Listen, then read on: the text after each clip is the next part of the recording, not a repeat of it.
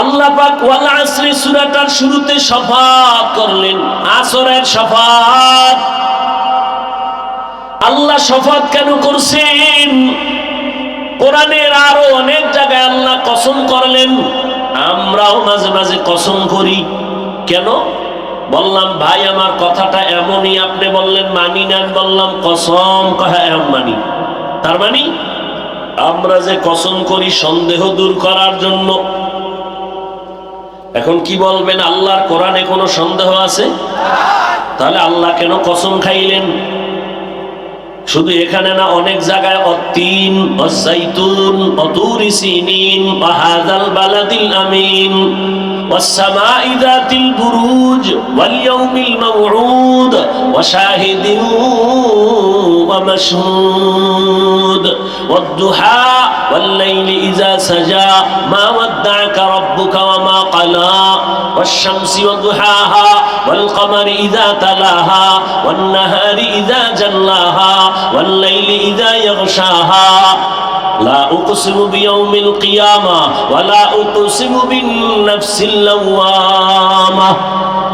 আসমানের কসম, সূর্যের কসম, রাতের কসম, রাতের অন্ধকারের কসম, দিনের কসম, চাঁদের কসম, জৈতুনের কসম, তিনের কসম, তুর সিনার কসম, তুর পর্বতের কসম, নিরাপদ শহর মক্কা নগরীর কসম।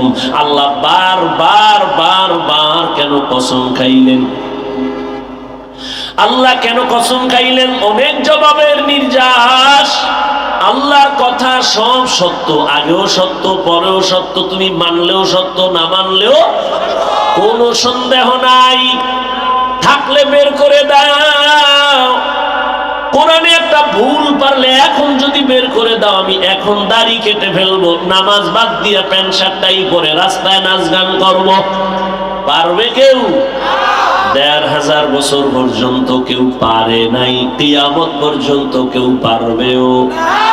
এই কালামে জিন্দা কুরআনে হাকিম হিকমতে উলা ইয়াজালাসতু কাদির। আল্লাহর কালামে সন্দেহ নাই তো কসম করলেন কেন? সব কথা গুরুত্বপূর্ণ, তবে কসমের কথাটা আরো গুরুত্ব বুঝাবার জন্য। দ্বিতীয় জবাব, কসম যেই জিনিসের উপরে আল্লাহ করছেন ওই জিনিসটা বড় দামি বুঝাবার জন্য। যেমন আসরের কসম খাইলেন, আসর বড় দামি একটা সম্পদ। তিনের কসম খাইলেন, তিন একটা দামি ফল। জৈতুন তেল একটা দামি, মক্কা নগরী দামি একটা ঘর। এজন্য আল্লাহ মক্কার কসম করেছেন। আসর একটা দামি সম্পদ, এই জন্য আসরের শপথ করলেন। আর কসম খাইয়া সামনে যে কথা বলবেন, এ কথাগুলো বড় দামি কথা। কি বলতেছেন কসম খাইয়া? কসম খাওয়ার দ্বারা কথার গুরুত্ব কমছে না বাড়ছে? দেখেন, খুব খেয়াল করেন, কসমের দ্বারাই তো গুরুত্ব বেড়ে গেল। আবার আল্লাহ তাকিদ দিয়ে কয় ইন্না, নিশ্চয়ই, আল ইনসান, আল ইনসান আলিফ লাম ইস্তিগরাকি, দুনিয়ার সব মানুষ। আবার লাম তাকিদ, লাফি খুসর, অবশ্যই জাহান্নামী, ক্ষতিগ্রস্ত, ধ্বংস। দেখেন, একটা কথা বলছে মানুষ সব ক্ষতিগ্রস্ত, এইটা বলার আগে খাইলেন কসম, আবার দুইটা তাকিদ দিলেন, নিশ্চয়ই, অবশ্যই। তাহলে কথাটার গুরুত্ব কম না বেশি? অনেক বেশি। এবার বাড়ি যাও। কেন? আল্লাহ কসম খাইয়া দুইটা তাকিদ দিয়া কয় মানুষ জাহান্নামী, তো অসুইনা লাভ কি? নামাজ পড়ে লাভ কি? আল্লাহ কসম খাইয়া কইছে সব মানুষ জাহান্নামে যাবে। অলাসরে সূরার অর্থই তো এটা, ইন্নাল ইনসানা লাফি খুসর, সব মানুষ জাহান্নামে যাবে। কসম, আসরের কসম, অবশ্যই, নিশ্চয়ই। তাহলে আর অজুইনে লাভ আছে? না রে পাগলা, আমি কিন্তু নামের ব্রেক লাগাই দিছি। কিন্তু সব মানুষ জাহান্নামে যাবে, কসম খায় বললাম সব মানুষ জাহান্নামে যাবে, অবশ্যই, নিশ্চয়ই। কিন্তু 4 গুণওয়ালা মানুষ জাহান্নামে যাবে না। কিন্তু আছে না নাই? কিন্তু না শুনে বাসায় গিয়া ফেস লাগাইয়া ফেলাইলে উপায় কি? এক হুজুরে ওয়াজ করতেছে গরু দিয়া কোরবানি জায়েজ নাই, কিন্তু হনে না হে ওই রাস্তা দিয়ে যাইতে যাইতে যাই অমুক ইমামে ওয়াজ করছে গরু দিয়া কোরবানি জায়েজ নাই। কোন গরু এটা আর হনে নাই। পাগল আস্তা পাগল। কয় ভাই দাওয়াত? কয় আলহামদুলিল্লাহ। কয় আপনার বাড়ি? কয় নওজুবিল্লাহ।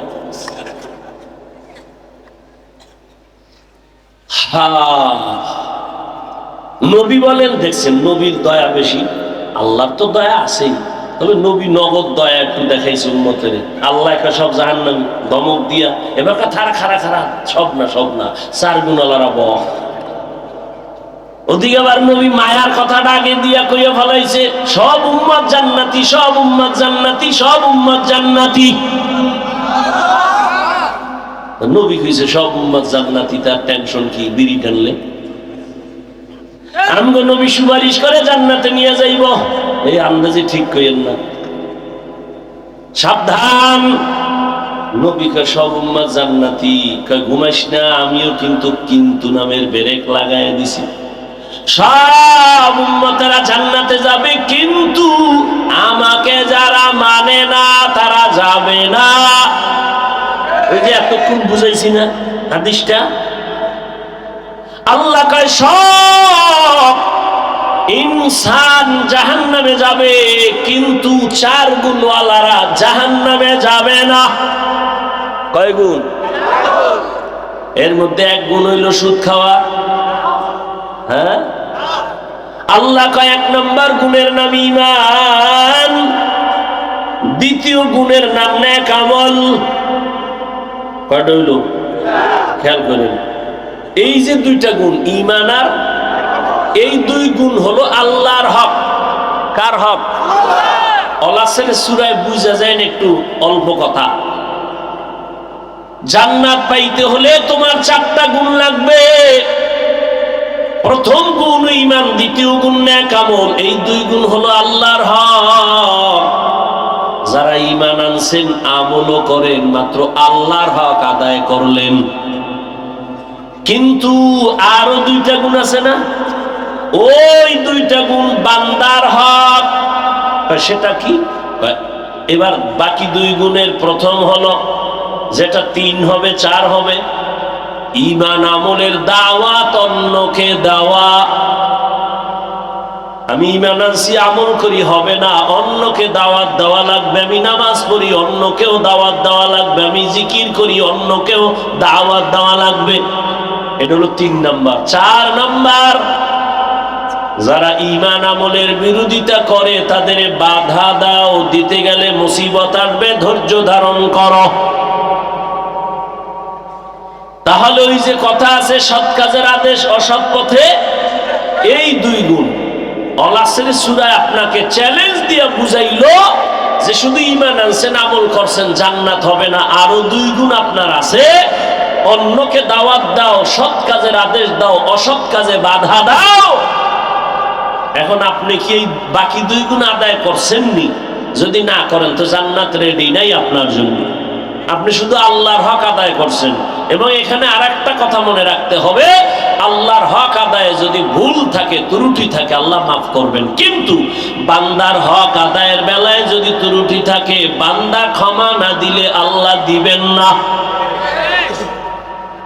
তাহলে ওয়াল আসরি সূরার দ্বারা বুঝতে পারলাম, ঈমান আর আমল থাকলেই জান্নাত পাওয়া যাবে না। আরো 2টা হক আছে বান্দার হক। ঈমান আমলের দাওয়াত, অন্যকে দাও। ঈমান আমলের বিরোধিতা যারা করে, বাধা দাও। এখন অন্য কারা, এটা আবার বুঝতে হবে। অন্য কারা? অন্য বলতে 1 নম্বরে আপনার নিজে। অন্য হলো আহাল। অন্য কি? যেমন আল্লাহ বলেন, ইয়া আইয়ুহাল্লাযীনা আমানু কু আনফুসাকুম ওয়া আহলিকুম নারা ওয়াকুদুহান নাসু ওয়াল হিজারা আলাইহা মালাইকা মালাইকাতুন গিলাযুন শিদাদুন লা ইয়াসুনাল্লাহা মা আমারাহুম ওয়া ইয়াফআলুনা মা ইউমারুন।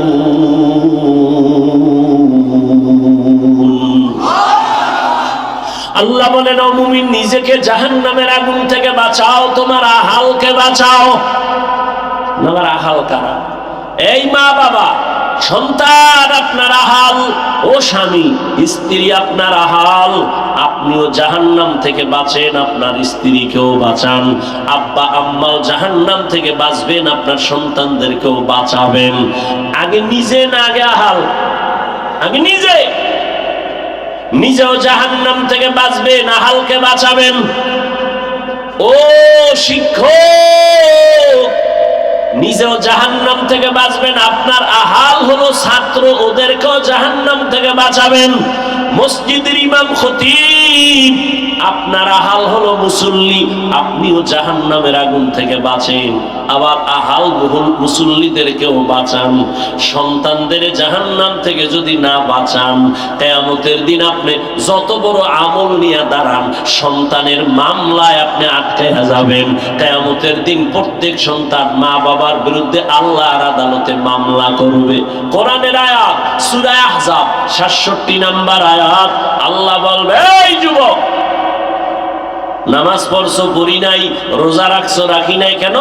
এবার সন্তান মামলা পেশ করে, রব্বানা ইন্না আতা'না সাদাতানা ওয়া কুবারানা ফাআদাল্লুনাস সাবিলা। ও আল্লাহ, আমি বেনামাজি হই নাই, আমার মা বাবা বেনামাজি বানাইছে। আমি রোজা রাখার থেকে ফিরি নাই, আমার মা বাবা কোনোদিন আমারে নামাজ পড়তে বলে নাই। আরে ফজরের নামাজ, গাছ ভালো হলে ফল ভালো। জীবনে আমার আব্বা জীবনে এই অল্প বয়সের মধ্যে দুনিয়াতে আসার থেকে কোনোদিন আমার আব্বা ফুল প্যান্ট দূরের কথা হাফ প্যান্টও পরেন নাই। ল্যাংটার জীবন যাওয়ার পরে পায়জামা পরেছি, লুঙ্গি পরেছি। নামাজ না পড়লে ওই বেলার খানা আমার বন্ধ। মা খানা দিতে গেলে মাকে ধমকায়া প্লেট সরাই দিতেন না খানা। আমার বাবাই বলতেন, জান্নাতের পথে চালাবো, থাকলে থাক, না হয় অন্যদিকে যা, তোর মতো ছেলে আমার দরকার নাই। কারণ কিয়ামতের দিন ছেলের কারণে আমি জাহান্নামে যাব, এটা হবে না।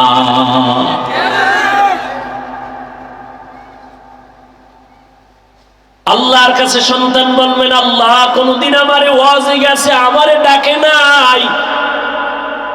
দোকানে যাইয়া সকাল ৮টায় আমার আম্মুর কাছে টেলিফোন করছে, বাবা এখনো ঘুমায়। খবর নিছে ঘুমায়নি, হ্যাঁ নাস্তা খাইছেনি? আম্মু বলছেন এখনো খায় নাই। আমার আব্বু আম্মুর থেকে নাস্তার খবর নিছে, ফজর পড়ছে কিনা একবারও জিগায় নাই। এবার আল্লাহ কইবে, ঠিক আছে মানলাম, তোর কি বিবেক ছিল না? ভালো মন্দ যাচাই কইরা তুই কেন লাইনে চললি না? কত সন্তান মা বাবায় রাজি না, তারপরও নামাজ পড়ছে। মা বাবায় রাজি না, তারপরও তাবলিগে গেছে নাই। মা বাবায় রাজি না, তারপরও চরমোনাই দৌড়ায়। মা বাবায় রাজি না, তারপরও দাঁড়িয়ে রাখছে। অনেক সন্তান আইসা, এই নারায়ণগঞ্জের একটা সন্তান প্রত্যেক মাসের ইস্তেমা দ্বিতীয় শুক্রবার মাদ্রাসায় যায়। একদিন কান্না কইরা কয়, হুজুর আমি যে একটু নামাজ কালাম পড়ি, আমার আব্বু আমারে বকা দেয়, ভালো লাগে না, এত নামাজ পড়ো কেন? আব্বু রাগ কইরা আমার সাথে কথাই বলে না, কি করো? আমি বললাম, খবরদার একটু খারাপ আচরণ করবি না। মাওলার কাছে নামাজ পড়ে দোয়া কর, আল্লাহ আমার বাবারে হেদায়েত দান করো। কিয়ামতের ময়দানে সব মা বাবা আসামির কাঠগড়ায় দাঁড়াবে। সন্তান বলবে, আল্লাহ আমার মা বাবার কারণে আমি গুনাহগার হয়ে গেছি। আমার মা বাবাই তো আমার মোবাইল কিনা দিছে, আমার মা বাবা এমবি ভরার টাকা দিছে, আমার মা বাবা কোনোদিন আমারে বসাইয়া বুঝায় নাই। আমার মা বাবায় তো আমার বিয়ার সময় যৌতুক খাইছে, আমার মা বাবায় পাগল হয়ে গেছে যৌতুকের জন্য। ও আল্লাহ, আমার দোষ কি? হ্যাঁ, তোর বিবেক দিয়ে সঠিক পথে গেল চললি না, তা আল্লাহ ভুলে গেছে। এখন কি উপায়? তোর বিবেকের বিচার করবো। ইন্নাস সামআ ওয়াল বাসারা ওয়াল ফুআদ কুল্লু উলাইকা কানা আনহু মাসউলা।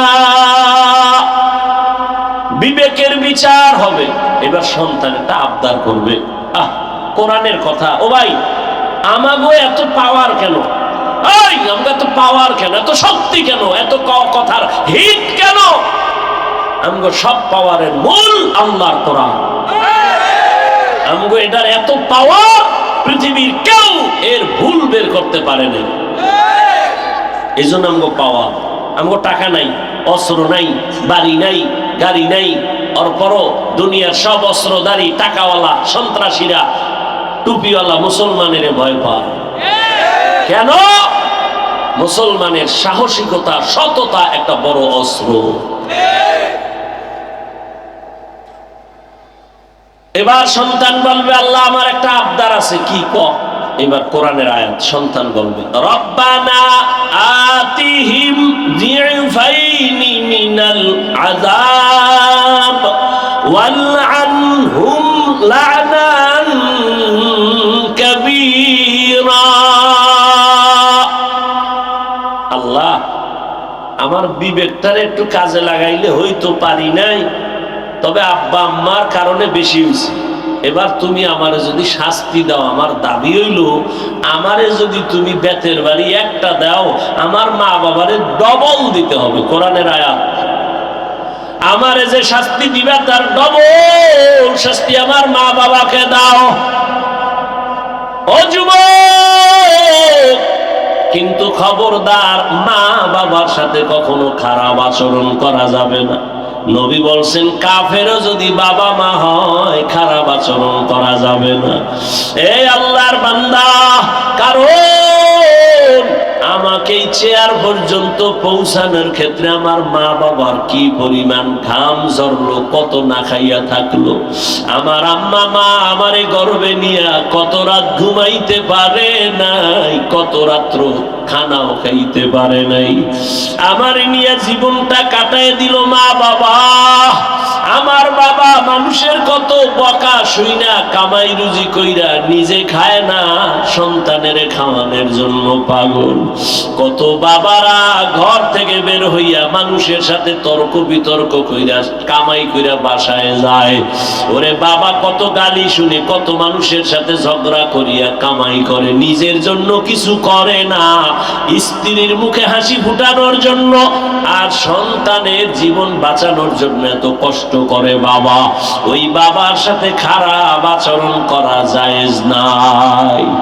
মা তোমাকে আমাকে নিয়ে যে কষ্ট করেছেন, গর্ব ধারণ করেছেন, আমার আম্মা জানের কণ্ঠের আওয়াজ ভিন্ন ঘরের ওয়ালারা শুনে না, পাশের ঘরওয়ালারাও শুনে না, কিন্তু আমার আম্মা আমারে গর্বে নিয়ে যেদিন আমি দুনিয়াতে আসবো, প্রসব বেদনায় আমার আম্মা এত চিল্লাইয়া কান্না করছেন, পাশের বাড়িওয়ালারাও ঘুমাইতে পারে নাই। আমার আম্মা বেকারার হয়ে কান্না করেছেন। আমার মা আমার বাবার হাত ধইরা দাবি ছাড়ায় বলছে, স্বামী তোমার ঘরে আইসা খেদমত করতে পারি নাই, সন্তানের প্রসব বেদনা সইতে পারি না, মরিয়া যাব, আমারে দাবি চাইরা দিও, মাফ করিও।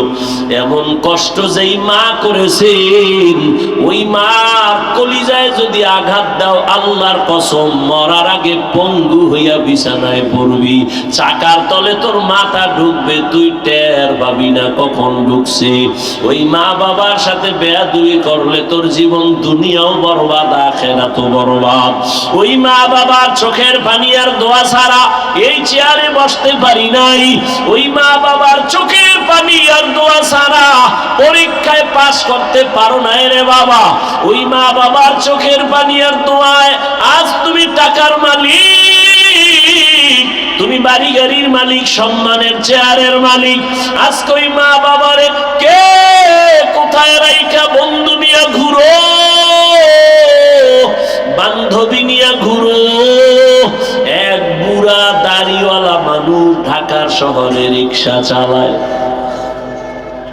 অনেক আগে ও বুড়া কষ্ট হয় তার রিক্সা চালাইতে, তখন তার অটো মেশিন ছিল না, পায়ে পেট্রোল দিয়া চালায়। ও বুড়া বাবা আপনি রিক্সা চালান, আপনার কি ছেলে মেয়ে নাই? কাহা আছে। ছেলে কই? বুড়া একটা চিৎকার দিয়া গামছা চোখের সামনে নিয়ে কান্না শুরু করছে আর বলে, হুজুর আমার ছেলেটা একটা মেয়ের সাথে লাইন কইরা বিয়া কইরা কোথায় যে গেল, আর আমাদের সাথে সম্পর্ক নাই, আমাদের আর খোঁজ খবর নেয় না। আল্লাহ দিছে একটা কন্যা, কপাল বুঝি খারাপ। ওই মেয়েটারে একটা গরিব জামাইয়ের কাছে দেওয়ার পর ওই জামাই আমার মেয়েটারে মারে যৌতুকের জন্য। আমার মেয়েটা মাসে মাসে আইসা ওর মায়ের কাছে জামাটা উঠায় কয়, মা তাকায় দেখো কত বেতের বাড়ির আঘাত। ওর মায়ের কান্না দেখে আমি সইতে না পাইরা জামাইরে 50,000 টাকা না দিলে নাকি আমার মেয়ে রাখবে না। আমি এই বুড়া বয়সে রিক্সা নিয়ে নামছি ঢাকার শহরে। আমার জামাই টাকা চাইছে, আমার মাইয়ার কান্না সইতে পারি না, এই জন্য রিক্সা নিয়ে ঢাকার শহরে কষ্ট করি। ও কপাল পোড়া বেঈমান, তোর মা খারাপ না তোর বাবা খারাপ? না হয় তুই এত খারাপ হইতে পারতি না। একটা দাড়িওয়ালা শ্বশুর শাশুড়ির কষ্ট দাও, তোর কপালে জীবনে শান্তি নাই রে বাবা। তুই মরবি, তাড়াতাড়ি মরবি না, কষ্ট পাইয়া ধুকে ধুকে মরবি। এমনি তো যৌতুক হারাম, আল্লাহর আইনেও হারাম, দুনিয়ার আইনেও হারাম, দুনিয়ার সরকারের আইনও হারাম। আবার শ্বশুর শাশুড়ির চোখের পানি তোমার জন্য অভিশাপ, তোমার কপালে দুঃখ নেমে আসবে। ও আল্লাহর গোলাম, এমন সন্তান হইও না রে বাবা যে বরদোয়া নিয়ে তুমি অ্যাক্সিডেন্ট হয়ে রাস্তায় পড়ে থাকবা, লাশটা নেওয়ার কোনো মানুষ থাকবে না। ও যুবক বাবারা, এত বুঝাইতেছি তোমাদের, আমিও তো তোমার মতো একটা যুবক। আমি যে এতক্ষণ কষ্ট করে তোমাদের বয়ান করি, একবারও তো বলি নাই আমি 5 কল্লি মাথায় দিছি, তোমরাও যদি না দাও তোমরা ধ্বংস, একবারও বলি নাই। আমি কওমি মাদ্রাসার সন্তান, তোমরা স্কুল কলেজ বাদ দিয়া মাদ্রাসায় যাও, না হয় ধ্বংস, বলি নাই। আমি তাবলিগের সন্তান, আমি পীরের মুরিদ।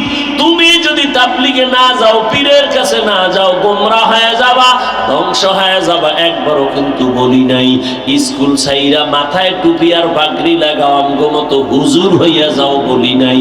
বরং আমি কি বলি শোন, ও যুবক বাবারা, স্কুলে পড়ো, কলেজে পড়ো, চাকরি করো, ব্যবসা করো, অন্তর কইরা দোয়া করি আলহামদুলিল্লাহ, আল্লাহর কাছে দোয়া করি, তোমার কাছেও আমি একথা আবদার জানাই, স্কুল ছাইরো না, কলেজ ছাইরো না, লেখাপড়া ছাড়িও না।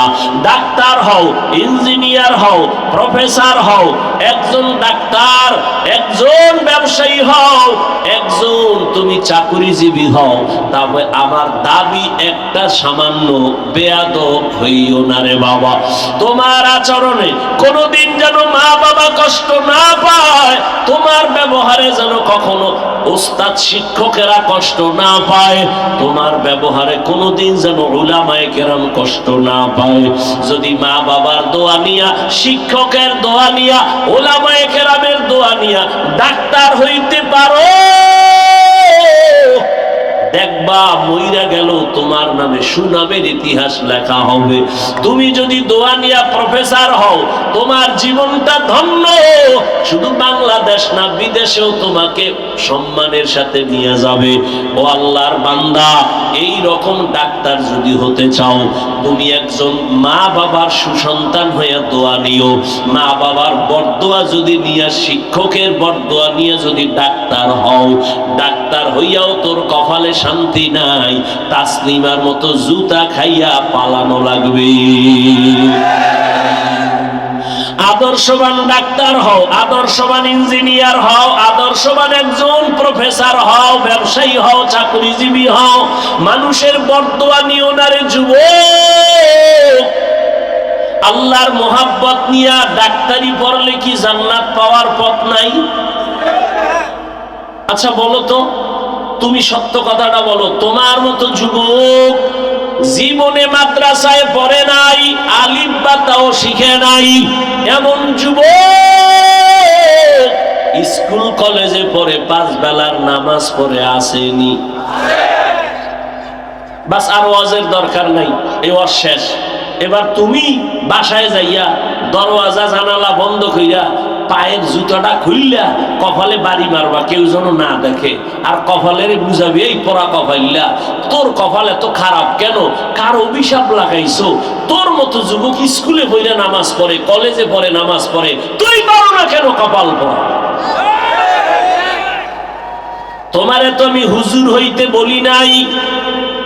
তুমি স্কুলে পড়ো, কলেজে পড়ো, চাকরি করো, ব্যবসা করো, তোমার মতো যুবক রাস্তায় গাড়ি চালায়, 5 বেলার নামাজ পড়ে, বলো তুমি কেন পারো না রে বাবা? 2টা পাও ধরলে পড়বা, বলো তাহলে আমি নিচে নাইমে আসি, পাও ধরি।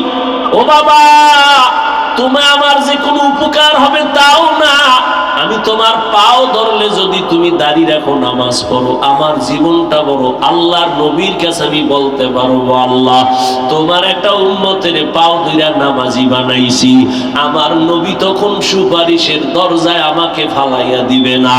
আমার নবী বলবে, আয় আয়, কঠিন সময় আমি তোরে না নিয়ে জান্নাতে যাব না। ও আল্লাহর বান্দার, এখানে কোনো গোপন কথা না, নগদ কথা। তোমরা যারা নবীর আদর্শ মানো না, বলো তোমরা কত উঁচু সম্মানে আছো, আর আমরা যারা নবীর আদর্শ মেনে চলি, বলো আমরা কত নিচু স্থানে আছি। নিচে ওই এক দল গেছে হারাইয়া, কয় সব হারাইলাম, আর এক দল কান্দে এখনো কেন পাইলাম না। আর যারা নবীর আদর্শ মাইনা চলে, নবীর আদর্শ নিয়া হুজুর, এগো আগেও যেমন এখনো তেমন, ভবিষ্যতেও তেমন কোনো চিন্তা। চেয়ারম্যানের চেয়ারের মেয়াদ শেষ। আমগো হুজুর গো, চেয়ারের তো কোনো মেয়াদি নাই, আবার শেষ কিসের? এই সম্মানকে দিছে, টাকা দিয়া সম্মান কিনলে একবার ফুলের মালা, পরে জুতার মালা।